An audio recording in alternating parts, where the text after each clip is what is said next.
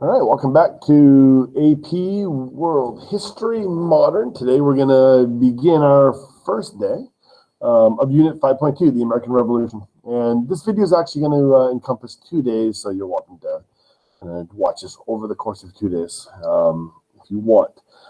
Essentially, what I do with the American Revolution is really dependent on the class and kind of what their pre-existing knowledge is on the American Revolution. If they don't know a lot, and they come in with not a lot of information on this, which sometimes it happens, I'll give more of a basic coverage. If they come in with a strong content knowledge, I'll do a lot more activity-based stuff with this. And so, all right, so that's why we're doing it this way. For those of you guys who are on distance learning, I will let you know what you need to do when we get there. I'll explain that to you. Okay. All right. So let's begin. The American Revolution. All right. And so the American Revolution, of course. All right. We're talking about making America. So let's start this story of how America was made. All right. So when you look at this, map, just get a little bit of contextual information here. Yeah, what was the world like before the American Revolution? What was the Americas like before the Revolution? You've got multiple European colonies claiming relatively large portions of North America. All right, so that's kind of the basics here, right? So a French presence, a Spanish presence, a British presence, at this time. So that said, if you're going to talk about the start of the American Revolution, what we need to understand, of course, is skill application. So things like causation. If you want to talk about the causes of the American Revolution, I think the easiest place to start will be the 7 Years' War. All right. So the 7 Years' War specifically, we do, in my opinion, we don't need to get into the details of the dynastic disputes within Central Europe that were going on with the 7 Years' War. That's more of an AP European history kind of thing. What we need to kind of concern ourselves more is this letter B down here, the maritime and colonial conflict, right, between Britain and its Bourbon enemies, right? So the 7 Years' War in its connection to the American Revolution is England versus Spain and France. And, ironically, you would imagine, given the results of the 7 Years' War, right, England will win this war, you would have thought that the Spanish or the French colonies would have unwound first, since they literally lost the war. However, that's not the way history is going to unfold. All right, so when we're talking about the American Revolution, 7 Years' War, right? Or World War .5, right? That always cracks me up. So, and what we need to understand is that the 7 Years' War is not just a European thing; it's a world war. And from an American history point of view, the Ohio Valley is where it's at, and of course that's kind of the most direct, direct connection to the American Revolution with the 7 Years' War.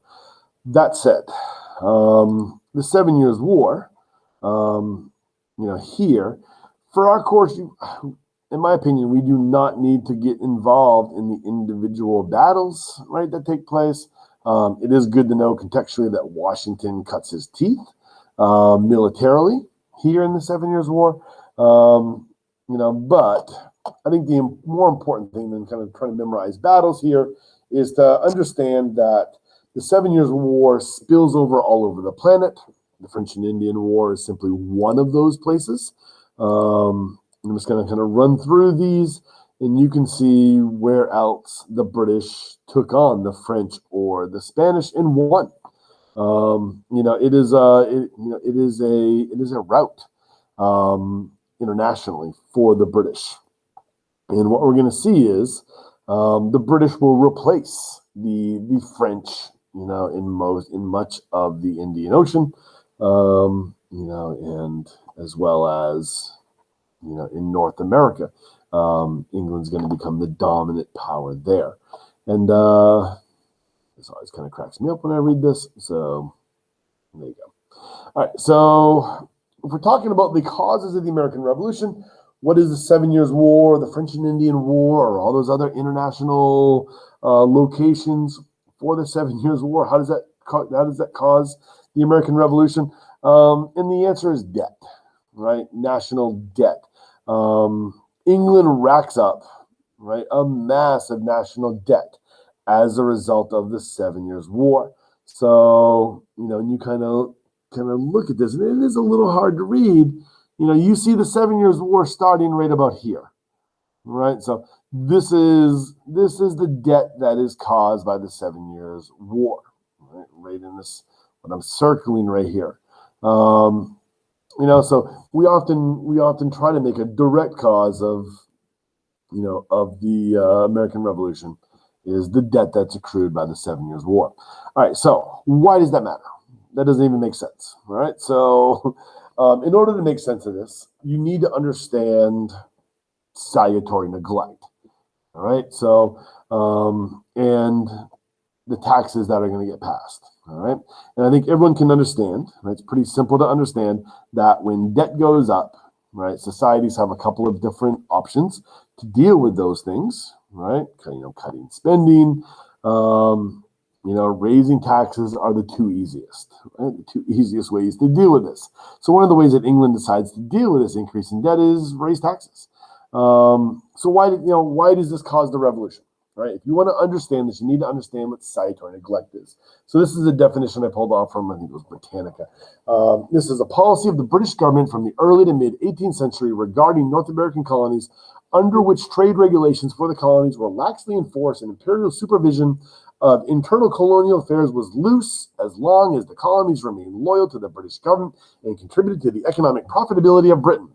This salutary neglect contributed involuntarily to the increase in autonomy of colonial legal and legislative institutions, like the House of Burgesses, for example, which ultimately led to the American Revolution.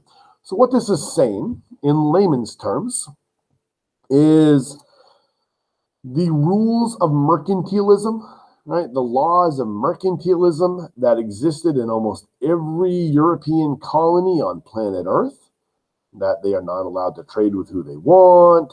They have to buy and sell all their items from their mother country, et cetera, et cetera, et cetera. What salutary neglect is saying is that in the 13 colonies, the rules of mercantilism did not apply. And they didn't apply for an entire generation of people. So definitely by the 1730s, and you can definitely make an argument for another decade or two before that. So from the 1730s, just to be on the conservative side, from the 1730s until the mid-1760s, mercantilism had a blind eye turned to it. It was ignored, which means the colonies, as they were rising up, right? The colonies, while they were rising up around the idea of free trade. They were allowed to trade freely with whomever they want, right? And if you want to kind of make an Enlightenment connection back to Adam Smith, right? What in the world is Adam Smith talking about? In his criticism of government monopolies under mercantilism, he's looking at what's happened in the colonies and what free trade means, okay, and how this works. So salutary neglect had been the rule. And then because of the debt that had been accrued by the 7 Years' War, the British have to raise money, right? They have to increase taxes, which means they need to reimpose mercantilism. Reimposing mercantilism through the Sugar Act, all right? Reimposing mercantilism through the Sugar Act is not simply a tax. It's much more than a tax. It's mercantilism coming back.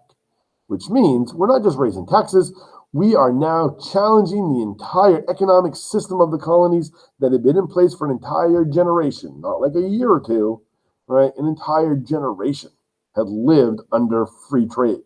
And now you're starting to reimpose mercantilistic principles again, right? That's the issue.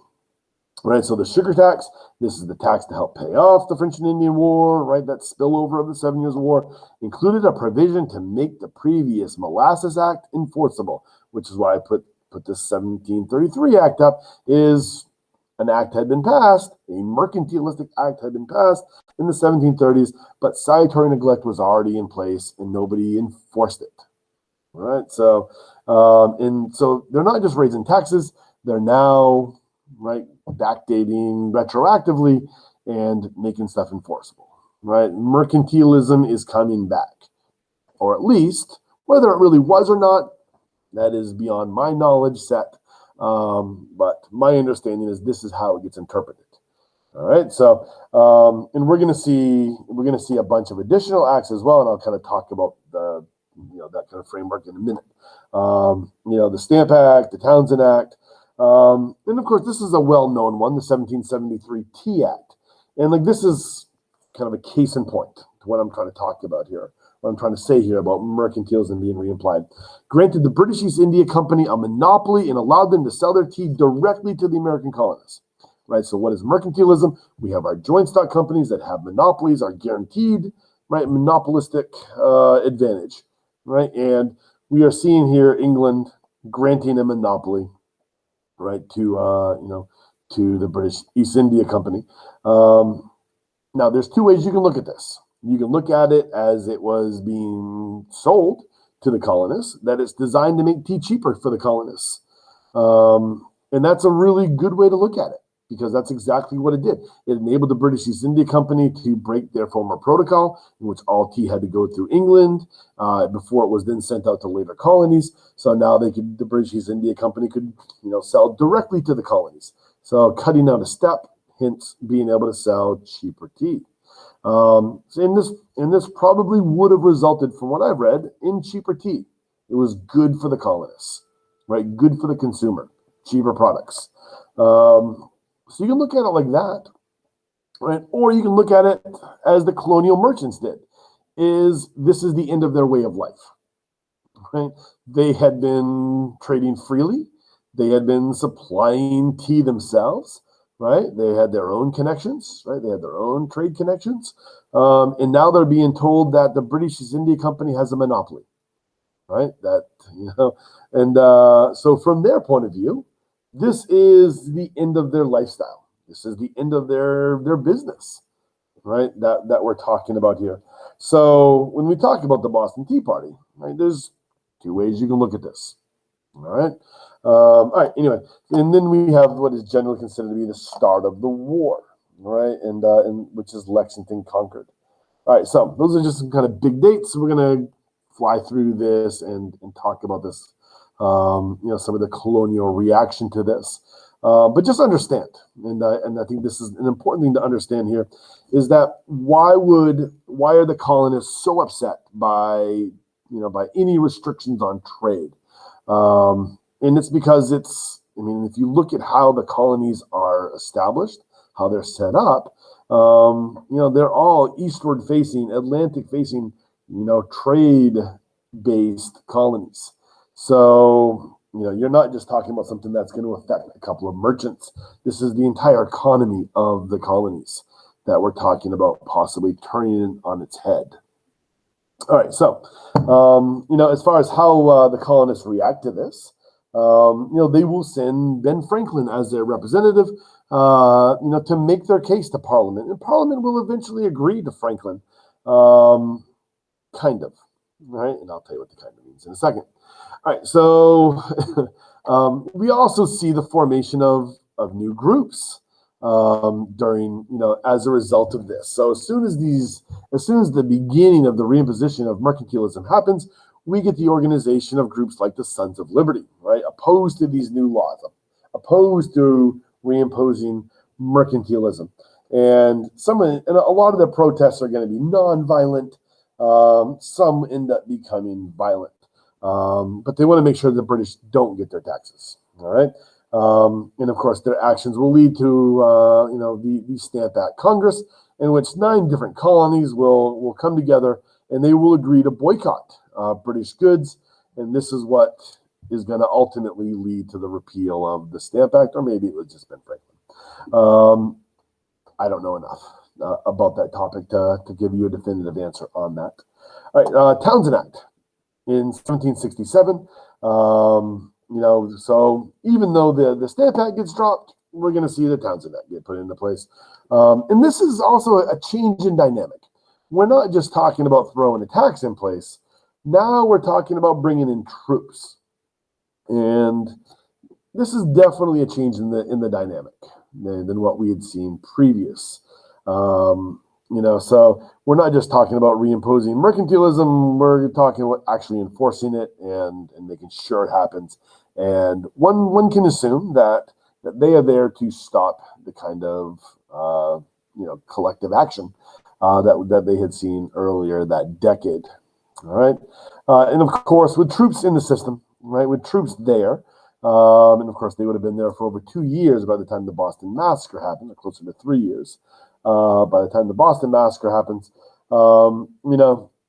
increased tension, bring in the armed soldiers, and we see things are being thrown at the soldiers. One of the soldiers reacts, resulting in multiple to react. 11 will be shot, 5 will be killed, and this is one of the more famous engravings of the Revolution, right? So engraved and printed by Paul Revere.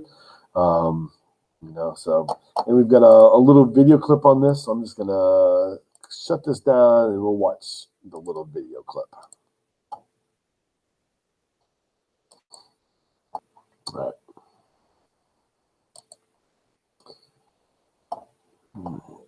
And then, of course, the Boston Tea Party. I'm just going to give you a different image on this. All right, so Britain will repeal the Townsend Act. About 72 British ships burnt, 73 British tea shipments destroyed, $500,000 worth of tea. This is one of our kind of secondary causes at best of the American Revolution. All right. All right, so as far as when the actual revolution begins, and I guess before I get into that, I guess I should kind of backtrack this a little bit and just kind of say, or just kind of summarize before I actually get into the war. So what are the actual causes of the American Revolution? So I'm going to kind of go over what I've already said, but I'm going to add a different one as well. So once again, 7 Years' War, right? 7 Years' War, or French and Indian War, if you want to be specific to North America, results in massive debt accrued by the British. Needing to pay off the debt, they're going to reimpose mercantilistic policies, taxes, trade restrictions, and the such that will then violate the salutary neglect that had been in place for over a generation. So that's kind of the first way of looking at it. The second way of looking at it is, I'm going to time out. Someone's at my door real quick.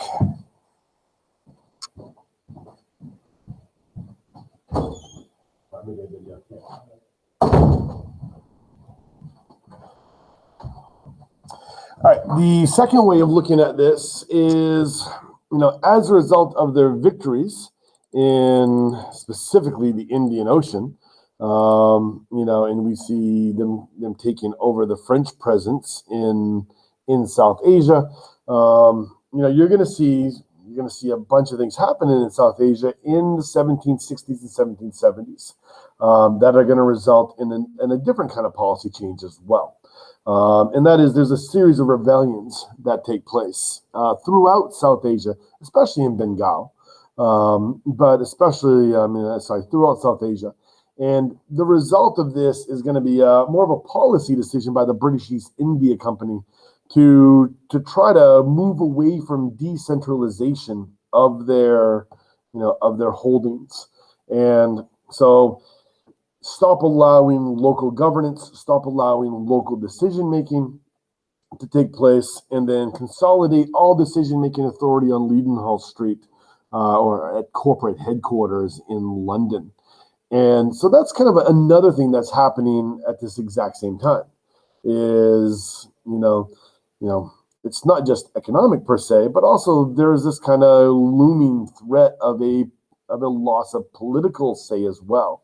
Because unlike every other colony in the history of of European colonies, for some reason, the 13 colonies had been given a legislative tradition, or allowed to have a legislative tradition.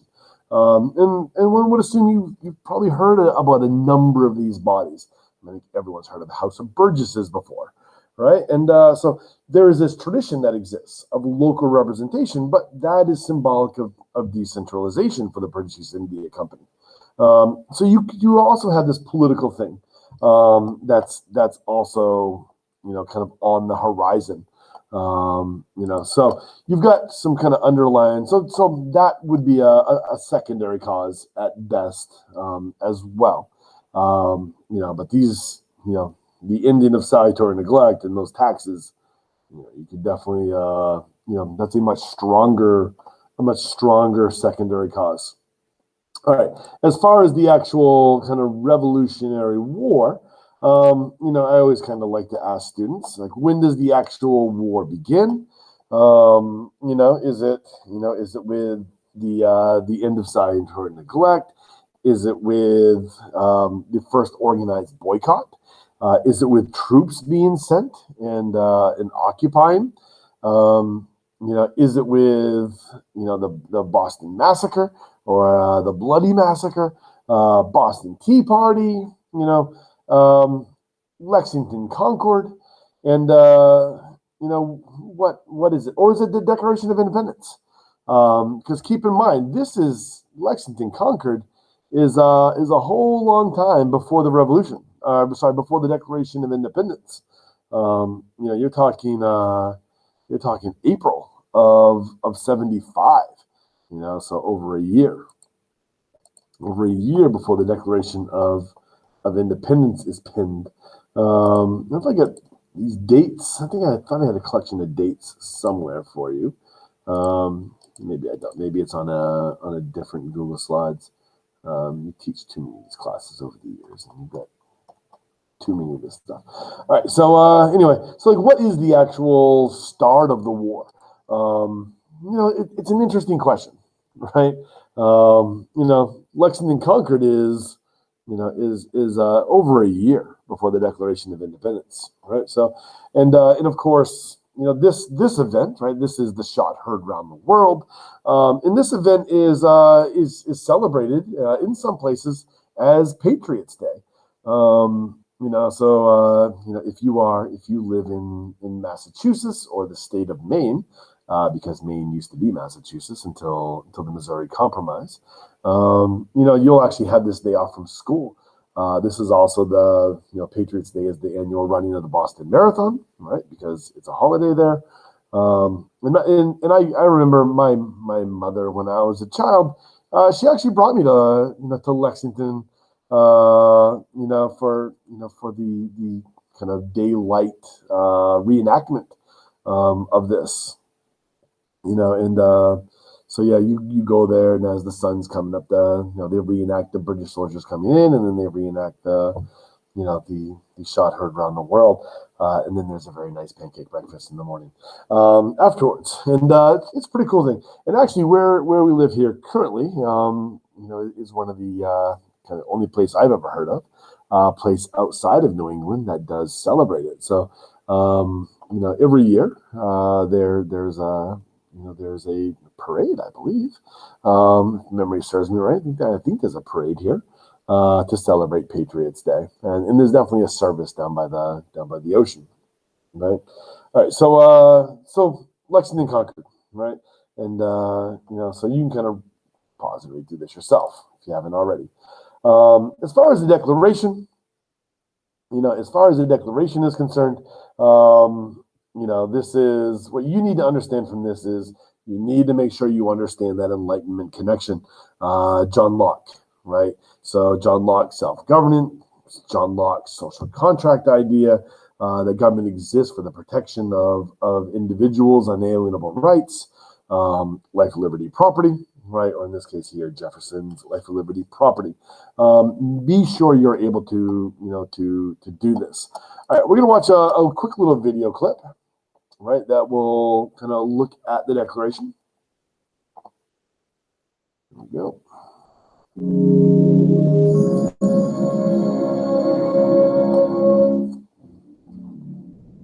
Declaration of Independence, for me, is one of the best pieces of writing I've ever seen. It's a revolutionary document for a revolutionary statement. You cannot help but be stirred when you read those words.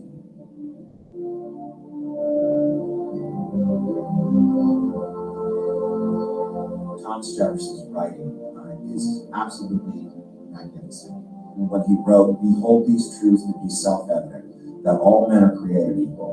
That was the first time anybody had bothered to write that down. And then you turn the clock back and think of when he was writing, how young he was, what a statement it was, given the history of the world at that point. And you feel the excitement of being on the cusp of something so profound that it's hard to put it into words. If you review our Declaration of Independence, it has these beautiful words about all men are created equal and governments are formed among men to represent the people. It's a good statement of what we're all about. And that's the only thing people remember about the Declaration of Independence, that it was about all men are created equal. But it's really a roughly a 28-count indictment against King George. And therefore, because of the way in which the British Crown treated us, we now declare that we are a free country, and we want to let you know why. Now, we're going to have a war. We're going to have a war.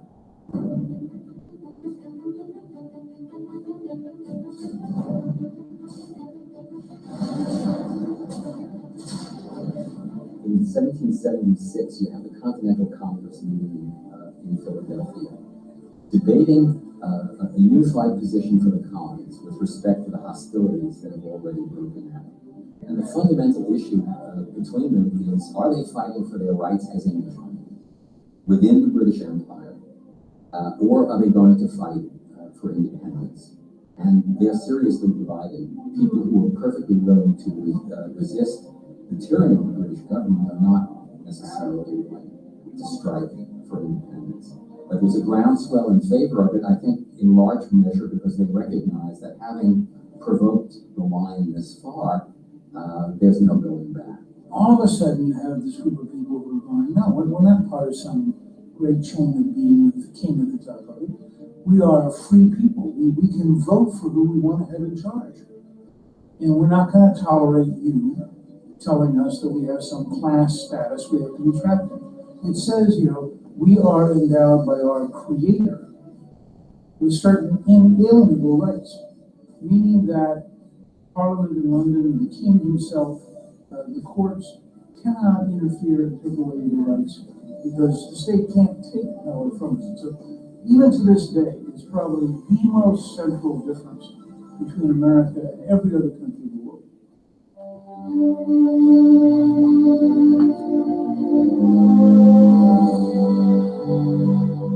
It goes well beyond what was needed in order to declare independence. It establishes a philosophical basis for a civil democracy in which all persons are guaranteed rights by virtue of their personhood.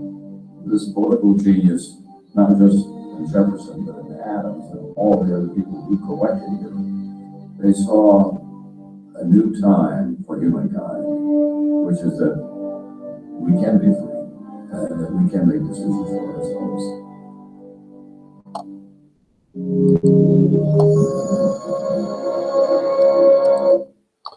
All right. So when we look at the Declaration of Independence, all right, there's when you actually look at that declaration itself, like I said, I've already kind of reminded you, make sure you can see those Enlightenment connections.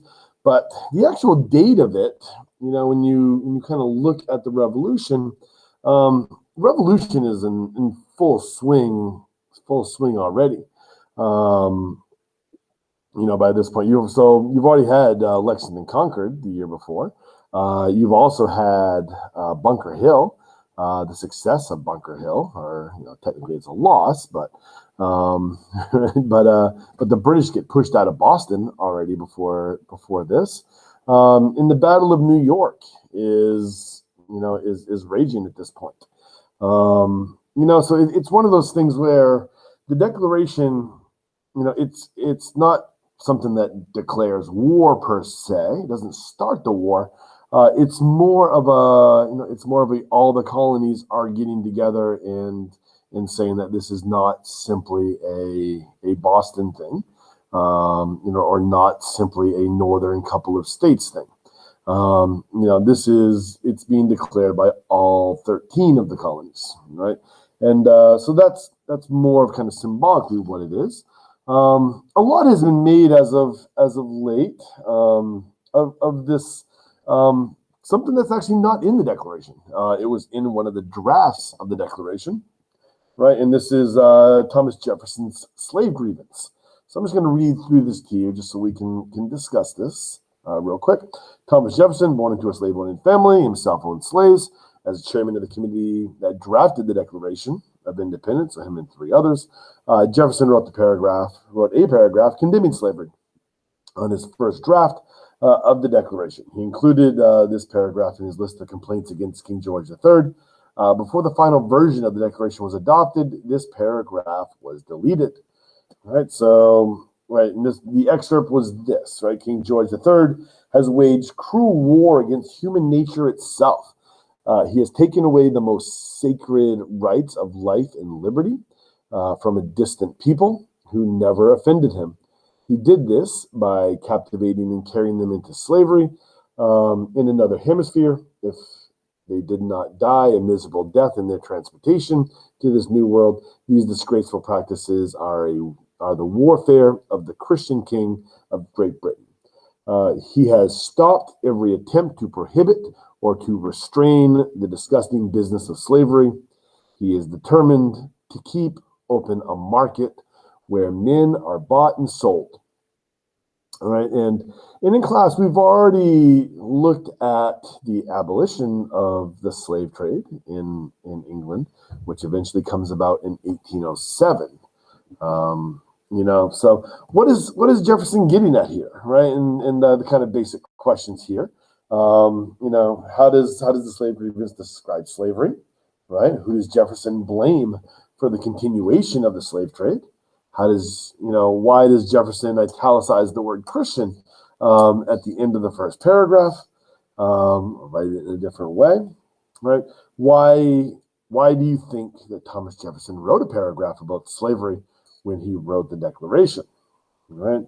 So, and just one way to look at this: the slave grievance didn't make it in the Declaration of Independence in '76, but the document did claim that all men are created equal. 11 years later, in 1787, the founders drafted the Constitution, and they didn't eliminate slavery. Right. This raises the question: why did the founding fathers keep slavery in the Constitution if the Declaration, right, claims otherwise, right? All men are created equal. And this is one of these, once again, I am not, I don't teach AP U.S. history or a U.S. history at a level of depth where I've really gotten into this kind of stuff. What I have read, because I have read a little bit about this, is that Jefferson was opposed to the institution and wanted to wanted to lay blame on the institution of slavery, before the colonies become an independent country, wanted to lay blame on the king for creating that institution. Hence, this is a British stain, on the colonies, or on this new country, as opposed to a stain created by them. Right, so that's what I've read. So I don't know what current thoughts are on this. All right, but irregardless, the revolution itself, continues after the revolution. And I get the date wrong on here. This is 1783 is the Treaty of Paris, not 63. Right, so the revolution happens, and we don't really go into the ins and outs of the war. But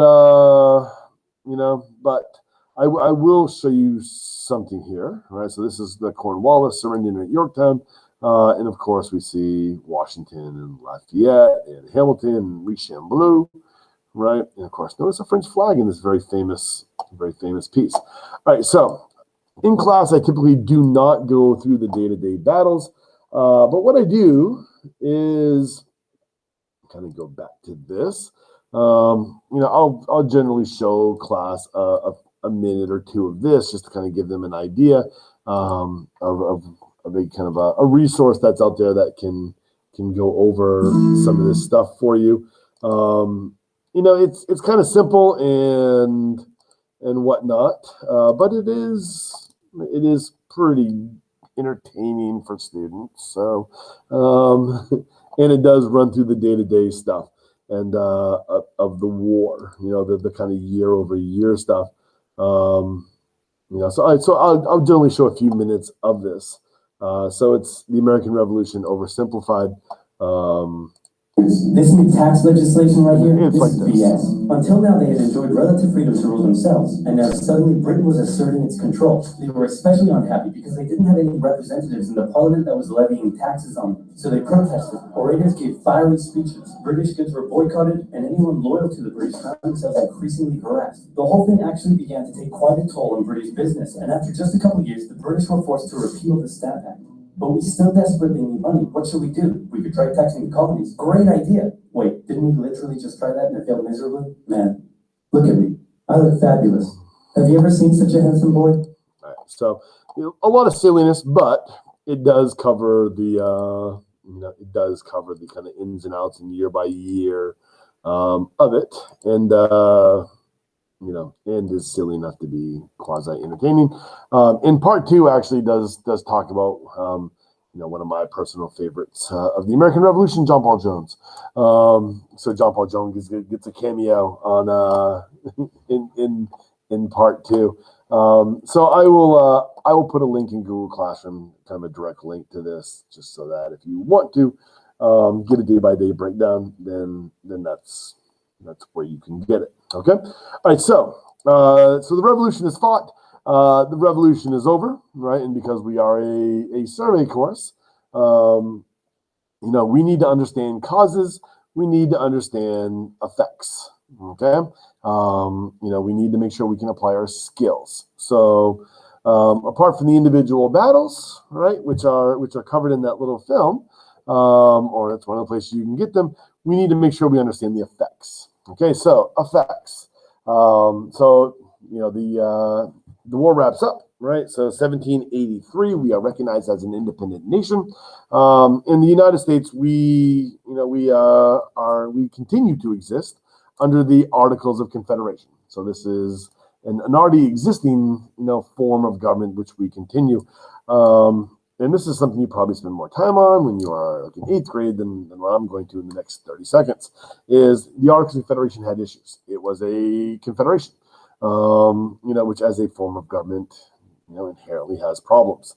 So unable to collect federal taxes, no federal currencies, no unified currencies, no executive, and no national judiciary. Are some of the basic issues, inherent issues associated with this. And of course, the typical reason when you take a basic U.S. history class, as far as why the Articles were scrapped, it's, Shays' Rebellion is often cited. A farmers' revolt out in Western Massachusetts that the United States was unable to put down. If you can't put down a farmers' revolt in Western Massachusetts, how are you going to deal with the British if they decide to invade you through Canada?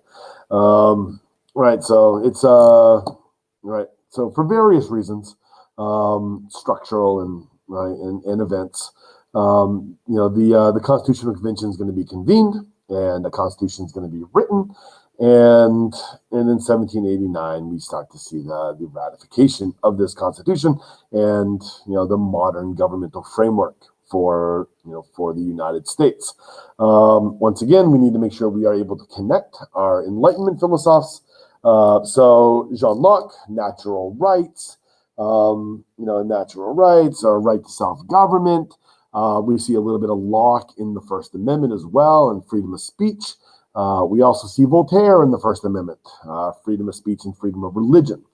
Rousseau, right, his version of the social contract, and we certainly see Rousseau, probably the easiest place to see Rousseau is in the House of Representatives, right, where the will of the people, right, the majority has a say, right. There's probably no clearer place than the House of Reps, House of Representatives. right? Montesquieu, I guess he dominates his ideas dominate the Constitution. So Article 1, Article 2, and Article 3 are Montesquieu, separation of powers, right? So legislative, executive, judicial branches, and of course we break our legislative branch into a bicameral legislature or two-chamber legislature. So we chop up our governmental powers, and of course, with the amendments, the amendments aren't just copying the English Bill of Rights by John Locke. They're also doing some different things as well that apply Montesquieu. So when we start talking about, making sure that the states have their own powers, separate or reserved from the federal government, you're seeing application of Montesquieu in the Bill of Rights as well. How do you prevent a tyrannical government?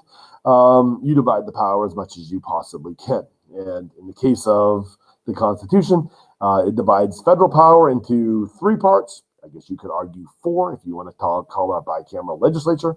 And then, it then divides that power again by 50%. Giving it to the states, which they then chop that up into 13 different parts, because there's 13 different states at this point. So how do you prevent tyranny?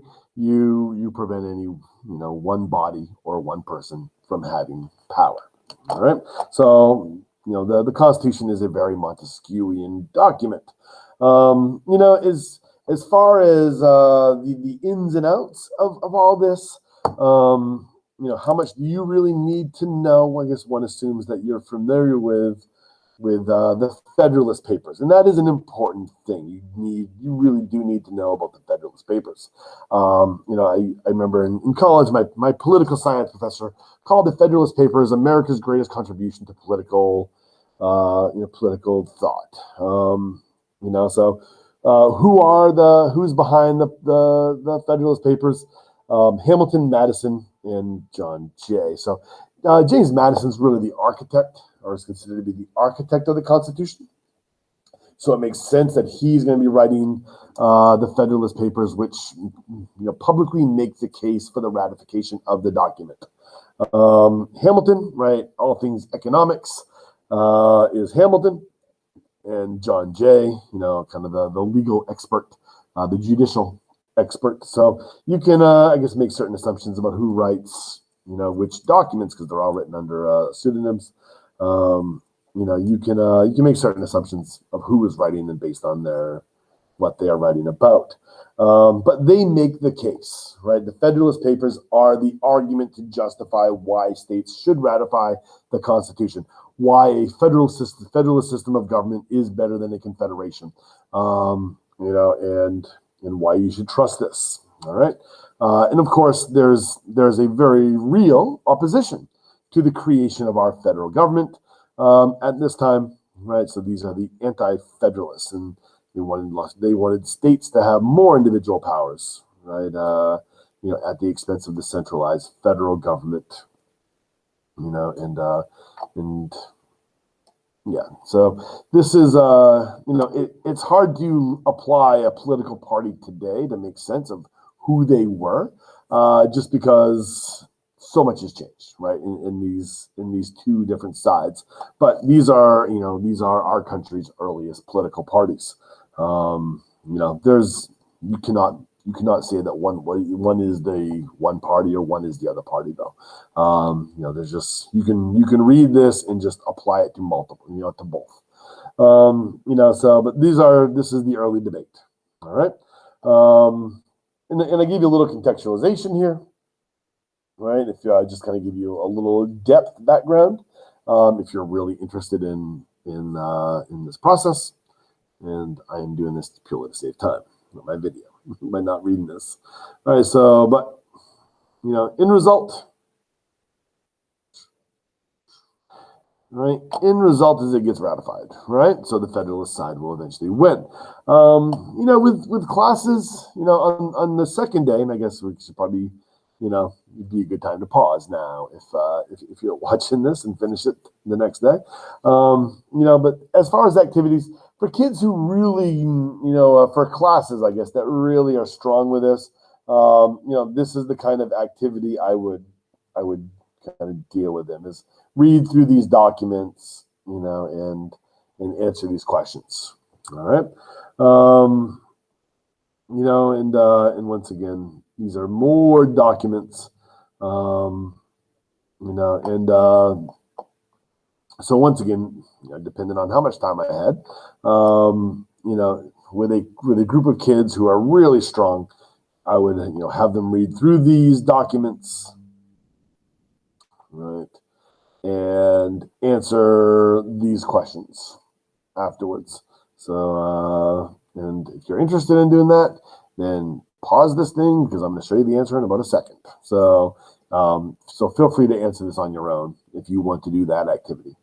So here's a sample answer. Here's another question. Pause it if you want to try to answer it yourself.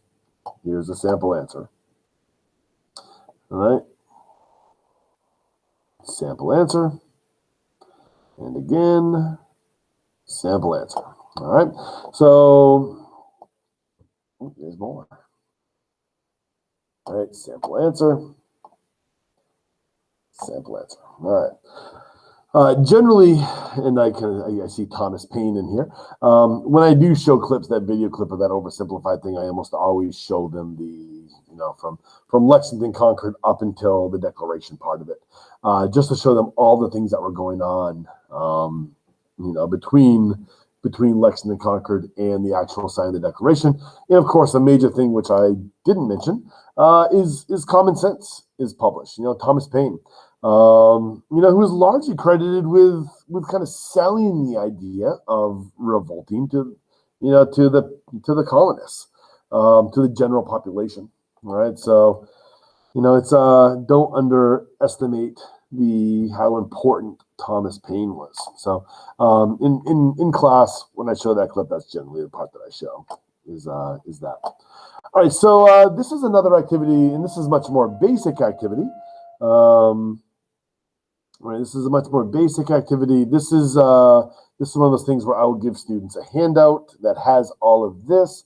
This becomes an answer key.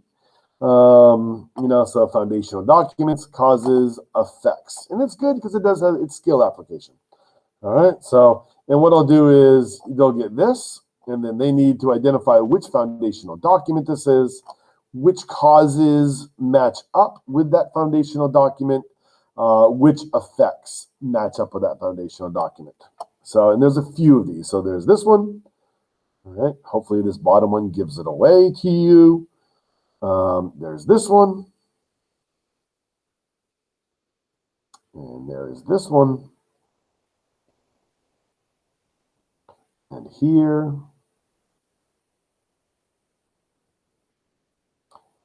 Here. All right, and that is it. So if you want to do this one for your assignment, this would be a great one to do, and because you could recreate this pretty simply and then just email it to me. Right. So if you don't want to do that, that's okay. I get a different idea for you. All right. So as far as how much does independence cost? So this is kind of an interesting breakdown. The cost of the revolution for the British, 250 million pounds. So if you think the debt was bad after the 7 Years' War, it's going to increase. All right. So, right. For the Americans, right, $150 million, $10 million in loans, right, from the Spanish, the French, and the Dutch. 37 from the federal government, right? Created debt. And 114 million, right, from the states. All right, so, how do we pay this debt? This, for us, this is the creation of the National Bank. Hamilton creates a national bank to assume this state debt. It creates a line of credits. We sell bonds, and the eventual creation of our national currency. As far as the French, they funded the American Revolution as a way to damage the British. All right, so a little revenge for the 7 Years' War.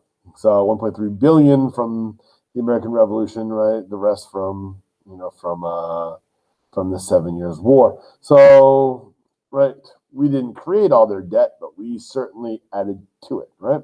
So by the time the American Revolution is over, their debt is 10 times their national GDP, their national income, right? So France's debt is so bad, right? Debt becomes 63% of their GNP. By 1795, inflation is, right, 3,500%. Sorry, I guess that's 1785. I don't know why these dates are all off. 1785, right? The inflation was terrible. And Louis will be forced to call the Estates General. And then once that happens, it's going to be French Revolution. This is a pretty cool little video that talks about national debt in the United States. And this is a highly edited one. $7 trillion. But it does start off by looking at the revolution. Let's just watch this for a minute. Or GDP. In February 2007, when our federal debt was $8.7 trillion, our GDP was around $13.5 trillion. That meant that our federal debt was about 64% of our GDP. This level of debt to GDP is not the real problem. It's where we're headed that matters, and it's projected to get much worse in the future. In addition, as you'll find out soon, this $8.7 trillion number is only a fraction of our nation's total fiscal challenge. Today's federal debt is the sum of all of our annual budget deficits and surpluses going back to the beginning of our federal government. Our war for independence created much of our early debt, and by March 4th, 1789, the first day of our federal government, our national debt was $75 million, which was about 40% of our economy. This terrified our founding fathers, and they acted quickly to pay it down.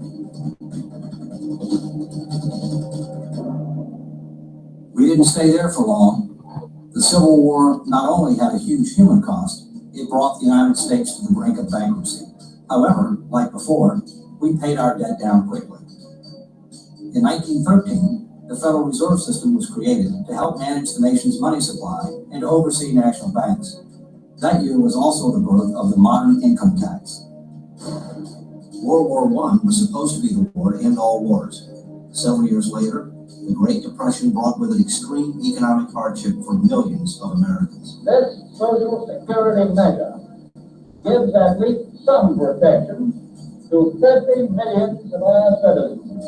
It is insurance that you and your employer have bought and paid for. World War II was a time of sacrifice, and while the government took on unprecedented levels of debt, Americans bought savings bonds to finance our winning the war. And now, ladies and gentlemen, Mr. Humphrey Bogart. Our fighting men have just won history's greatest victory for freedom. 5 bonds for their future and for your own future. We got another bond. It's official. It's all over. It's total victory. So if you look at that, kind of the time of our greatest national debt, 122% of our GDP. All right. So, and I guess that's kind of the figure that will, the actual number is, we're not really dealing with inflation there with that. But 122% of our GDP, that's something that you can make sense of. If you want to look at today, right, where we're at, there is a website out there, and I'm just going to Google this right now. All right. So that, I think this is it. Yeah, the debt clock, the U.S. debt clock. So this is where we are today. So we are $27 trillion in debt.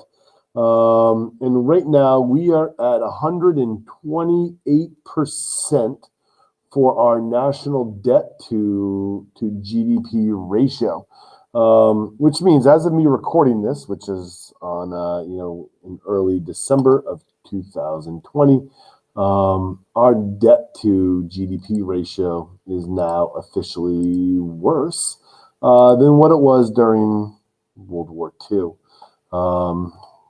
Let that sink in. What are the dangers of national debt?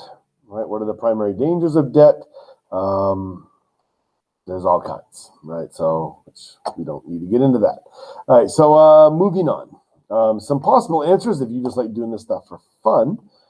So this is for the Constitution for our document, and I put some sample answers. Doesn't mean that they're the only ones. For the Articles of Confederation, these are just some sample answers. For your Federalist Papers, all right, this is in some sample answers. And your Bill of Rights, all right, your Bill of Rights. And of course, your Declaration of Independence. All right. So let's wrap this up. Our summary, right? American Declaration of Independence, main idea: the power of governments comes from the citizens, and citizens have a right to change their government. So this is unalienable rights. All men are created equal. Application of Locke. Constitution comes from multiple sources, right? So Locke, Rousseau, Montesquieu, a little Voltaire as well. We're talking about freedom of religion, right? So make sure you know your documents and the Enlightenment connections to those documents so that you're able to do that. As far as the underlying causes of the American Revolution, right? Understand make sure you understand this connection to debt from the 7 Years' War and the reapplication of mercantilism, which violated the Salutary Neglect, which had been in place for a generation. This idea that there had been in existence a tradition of colonial legislatures that had functioned as co-equals with Parliament, and that going up against the revolts that were going on in South Asia in the 1760s and 1770s against the British East India Company is going to result in a desire by them to centralize authority to Leadenhall Street, or their corporate headquarters in London, which then threatens the legislative traditions that had existed in the 13 colonies. All right, so that's a lot, but this is the country in which my students live in, so you should know a lot about this stuff. So this should be good. All right. Yeah. So I literally have a very small number of students out quarantining right now. So if you simply email me and ask me what your assignment is, I will let you know. All right. Yeah, that's it. Sabriani.